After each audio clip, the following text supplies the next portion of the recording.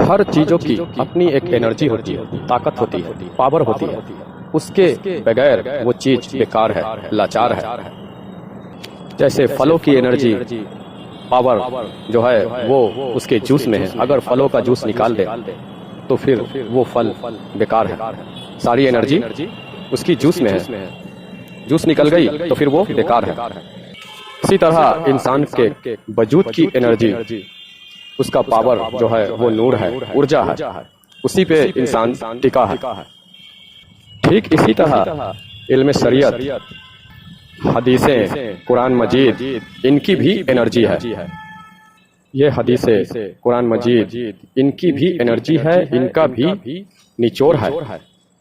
یہ شریعت کے قانون، اس کا بھی نچوڑ ہے، اور جو اس نچوڑ کو حاصل کرتا ہے، پا لیتا ہے، وہ انسان خاصم خاص ہو جاتا ہے۔ عام انسانوں میں پھر وہ نہیں ہوتا، اور وہی انسان آگے مزید ترقی کرتا ہے روحانیت میں، رب سے اپنا تعلق جوڑنے میں۔ یہ علم طریقت، روحانیت، دراصل حضور پاک صلی اللہ علیہ وسلم کے بنائے ہوئے یہ علم شریعت کا نچوڑ ہے۔ جس طرح یہ دودھ ہوتا ہے اور اس کے نچوڑ جو نکلتے ہیں تو کبھی کریم کے صورت میں نکلتے ہیں، تو ملائی کے صورت میں نکلتے ہیں، گھی کے صورت میں بھی نکلتے ہیں۔ تو جب انسان یہ دودھ کا نچوڑ نکالنا جان جاتا ہے تو پھر اس بندے کے لیے وہ دودھ کسی بھی صورت میں برباد، جایا نہیں جاتا۔ اسی طرح جب انسان شریعت کا نچوڑ نکالنا سیکھ جاتا ہے، حدیثوں کا، قرآن مجید کا نچوڑ حاصل کر لیتا ہے، ہنر سیکھ جاتا ہے، ان حدیثوں کا، قرآن مجید کا نچوڑ جو ہوتا ہے وہ نچوڑ پراپت کرنا، حاصل کرنا سیکھ جاتا ہے، تو پھر بندے کے لیے وہ قرآن مجید کی علم، شریعت کی علم، حدیث سے جایا نہیں جاتی، کسی بھی صورت میں برباد نہیں جاتی، وہ اس کے کام ہی آتی ہے۔ پھر بندہ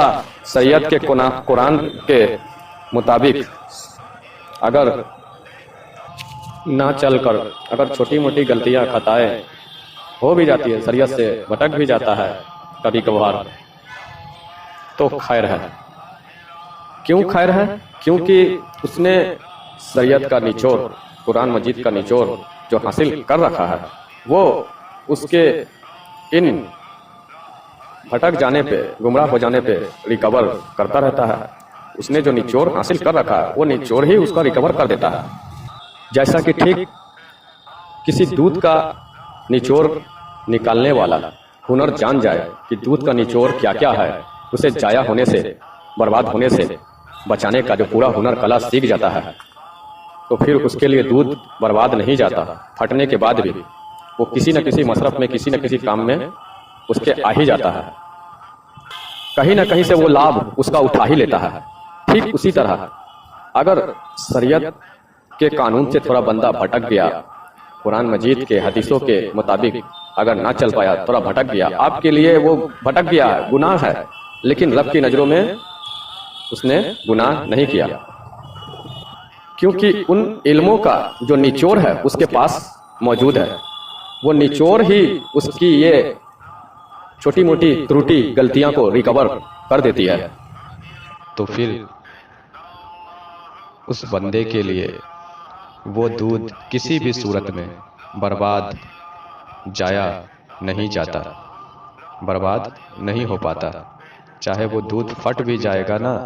تو اس کے کام آ جائے گا، اور اس دودھ سے کیا کیا وہ نچوڑ کر نکال سکتا ہے، بنا سکتا ہے، اس کے اندر وہ کلا آ گئی نا، تو اس سے وہ کافی منافع وہ کما سکتا ہے، کافی آگے تک وہ جا سکتا ہے۔ اور جو یہ کلا، یہ ہنر نہیں جانتا ہے نا، وہ کیول دودھ بیچنے تک ہی محدود رہ جاتا ہے، دودھ والا ہی صرف کہلاتا ہے، اور وہ ترقی نہیں کر پاتا، آگے جلدی بڑھ نہیں پاتا وہ۔ ٹھیک اسی طرح حضور پاک صلی اللہ علیہ وسلم کی بنائی ہوئی یہ قانون شریعت ہے بندوں کے لیے۔ جو اس شریعت کے قانون کا نچوڑ نکالنا سیکھ جاتا ہے تو پھر اس شریعت کے قانون کا نچوڑ جو کہلاتا ہے وہ علم طریقت ہے، پھر اس کے آگے معرفت ہے، پھر اس کے آگے حقیقت ہے۔ یہ سارے علم ظاہر یعنی کہ علم شریعت کا ہی نچوڑ ہے۔ لیکن مسئلہ یہ ہے کہ اس علم شریعت کا نچوڑ نکالنا کسے آتا ہے؟ کیا آپ چاہیں گے کہ خود سے نکال لوں تو کیا کبھی نکال پائیں گے؟ امپوسیبل، کبھی نہیں نکال پائیں گے۔ اس کے لیے حضور پاک صلی اللہ علیہ وسلم نے مرشد کامل، جسے گرو کہتے ہیں، پیر کہتے ہیں، وہ ذریعہ ہمارے لیے، آپ کے لیے رکھا ہے۔ اگر آپ کو اس کا نچوڑ نکالنا ہے، علم شریعت کا، علم طریقت حاصل کرنا ہے، علم معرفت حقیقت میں جانا ہے، تو آپ کو حضور صلی اللہ علیہ وسلم کے حدیثوں کے مطابق آپ کو مرشد کا چین کرنا ہوگا، آپ کو گرو تھامنا ہوگا۔ جس مرشد کا چین آپ کو کرنا ہے، جس مرشد کو تھامنا ہے، اور وہ مرشد بھی حضور صلی اللہ علیہ وسلم کے مطابق ہونا چاہیے، جیسا کہ حضور پاک صلی اللہ علیہ وسلم نے مرشد کی پہچان بتائی ہے، ویسا ہی مرشد آپ کو تھامنا ہے۔ یہ جھولا چھاپ پیر گدی نشین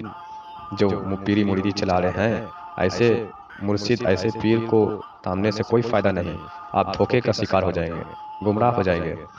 آپ کو پیر مرشد بھی ویسا ہی تھامنا ہے کہ جیسا کہ حضور پاک نے جو مرشد کی نشانی بتائی ہے، پیر کی نشانی بتائی ہے۔ اور جس پیر کی، مرشد کی نشانی حضور پاک صلی اللہ علیہ وسلم نے بتایا ہے، اس پیر کو، مرشد کو کہتے ہیں مرشد کامل، کامل ذات،